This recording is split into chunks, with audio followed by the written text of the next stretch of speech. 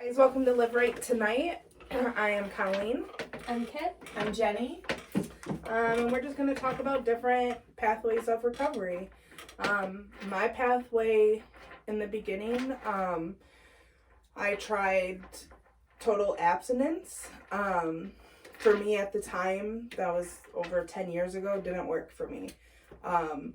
So about 7 years ago, I lost someone super close to me, and it rocked my world upside down.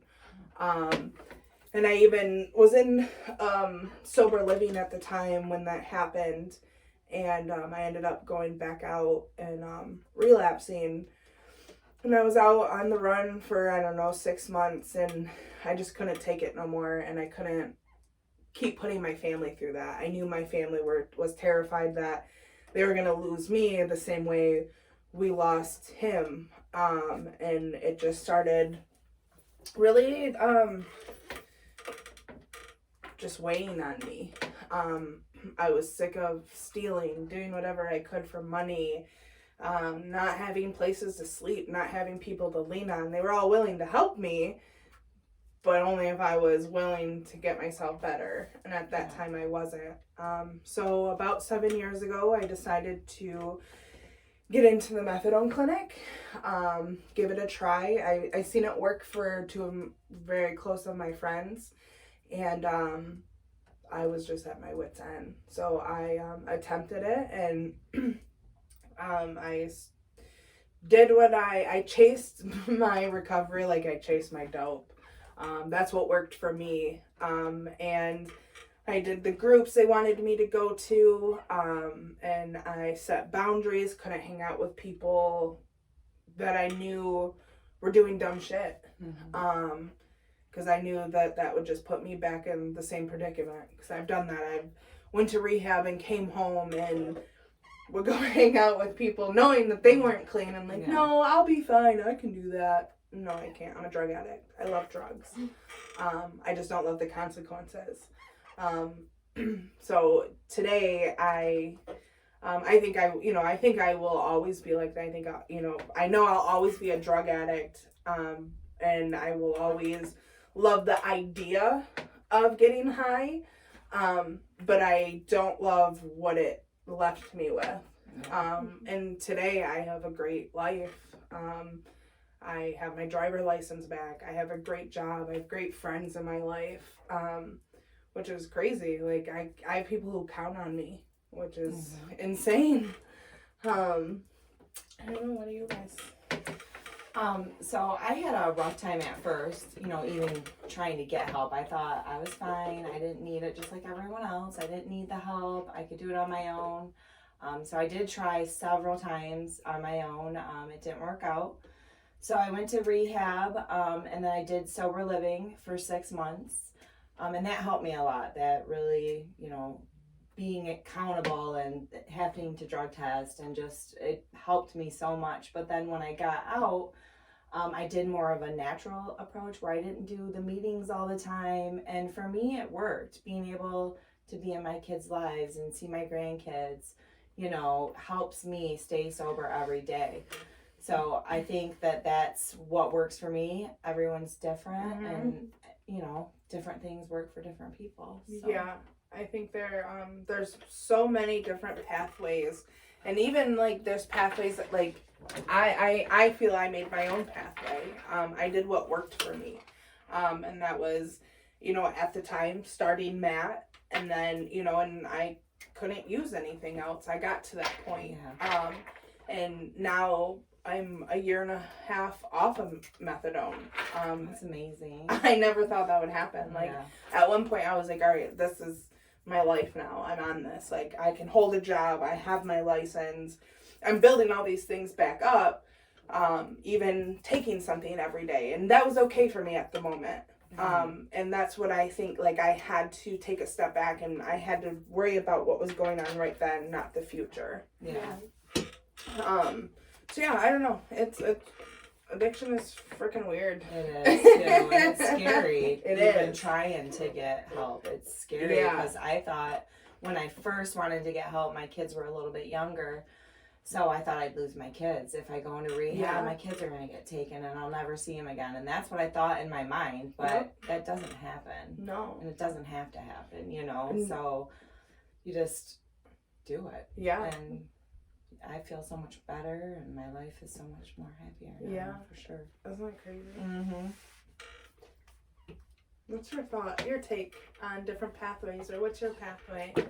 Well, when I was first trying to get sober, I tried to drink in moderation for a long time. That doesn't work, does it? Just desperately clinging to the idea that I could drink like a normal person if I just Yes. tried hard enough. Yeah. Mm-hmm. And that never worked for very long.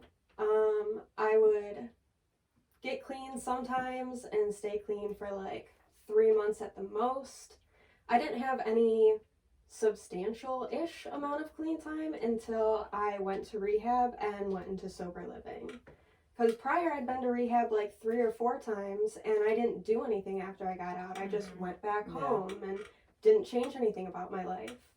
But this time around, going into sober living, I think it helped a lot. That's really good. What are some things that you do to prevent relapse or to stay sober? I know for me, setting those boundaries and making sure I don't put myself in a sticky situation. Oh, yeah. I even know like some, family events where people will be drinking or smoking. Having someone be my sober buddy per se is very helpful for me. And really just staying out of where I shouldn't be. Yeah, I agree. Not putting yourself in that position, because lots of times, I'll go to friends' parties and they're all drinking and I'm normally okay, but it's hard and I don't want to sit there and feel uncomfortable and not have a good time either, because I'm thinking about it so much, and I feel like that will never go away, no matter how long you have. I don't think that ever will, but I agree. I do. Like I even just said, I will always be a drug addict and I always need to keep it right here. Yeah. So I protect myself from not falling into those traps or falling into those holes of, life can be hard. That's life, unfortunately. And finding out those coping skills or whatever you want to call it, survival skills to keep pushing. I remember when I was in rehab my last time and I heard life on life's terms. And I totally, I heard it and I was like, whatever. And then my cousin passed away. And I was like, what the hell? Like I said, that rocked my world. And I didn't understand what they meant. Were you sober at the time that happened? Yeah. So then you relapsed right after. Yeah. Yep. So it was just life.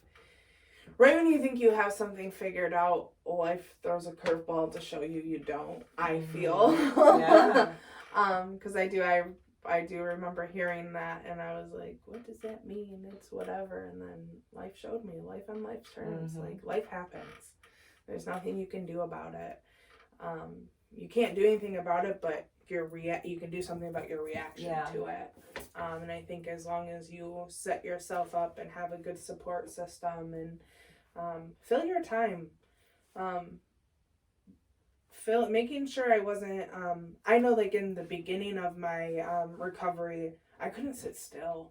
Yeah. I constantly had to move and go and constantly planning things, and I didn't understand it until actually I can even say a year ago when I started to see myself settle down. I was like, why was I always on the move? But that's how I was. And I haven't used heroin in almost 7 years. And to be literally 5 years in still, I just gotta go. Because I didn't know how to sit with myself. Yeah.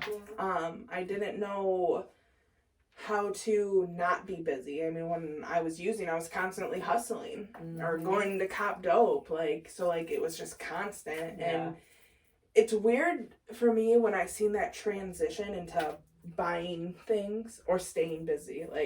I'm still an addict. I'm not using drugs, but I still have to constantly go, or I still have to constantly spend money.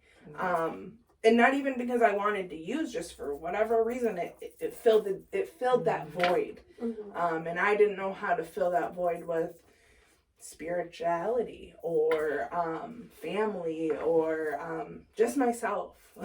Being able to sit with myself took me a long time to get there. Yeah. That was tough for me. I've been seeing those like addict tendencies outside of using a lot in myself too. Like just the desire to like live in chaos. Yeah, that is true. I've had a really hard time like just settling down and being okay. Like you, I was very like, you know, gotta constantly be busy doing something, have something going on. 'Cause it's hard to like learn to sit with yourself. Yeah. It is. Yeah, it is. Especially like you have so much shame and guilt when you first start to want that recovery. And I can say that even kept me using for a long time. Like I could get like maybe 3 months under my belt, and then like the shame and guilt, like, do I deserve this? Yeah. Why do I deserve this? So getting past that and, you know, realizing like, yeah, you fucked up. Like, you did some fucked up shit, but what are you gonna do about it now? Can't change it. Exactly. Right. You can continue to keep doing that fucked up shit, or you can start to live a better life and make up for those things. Yeah. And I don't know. I agree. So yeah, I don't know. I know to keep me where I'm at today, I set boundaries, and I think about, you know, I can think about my future today. Yesterday was a different story, you know. Today I can think about my future, and I want it to continue to grow, and I want to continue to accomplish the goals that I have. So that's what keeps me going. I think for me, like therapy, medication, and meetings help me the most, like keeping me in recovery. Yeah. Meetings for a long time, I didn't think I was like a meetings person. I didn't like going to meetings. It's only recently that I've like realized the positive impact it has on like my mental health. That's like, awesome though that you I'll go into a meeting feeling like absolute shit, and then by the end of it I feel like 10 times better. Yes, when I would go to meetings, or I have gone to meetings, I can agree with that. When I was on methadone, I stayed away from meetings. The stigma, the judging, which was more in my own head. I didn't even give anyone a chance to judge me, because I was judging you for judging me. Right. You know? But when I would take myself to a meeting, it did feel good. Like it's crazy. The feeling that you do get from that, the community that is there. I think that's a really awesome thing, and it's cool that it's there. All right, guys. Well, that's it. We will see you next week, and have a great day. Bye. Bye.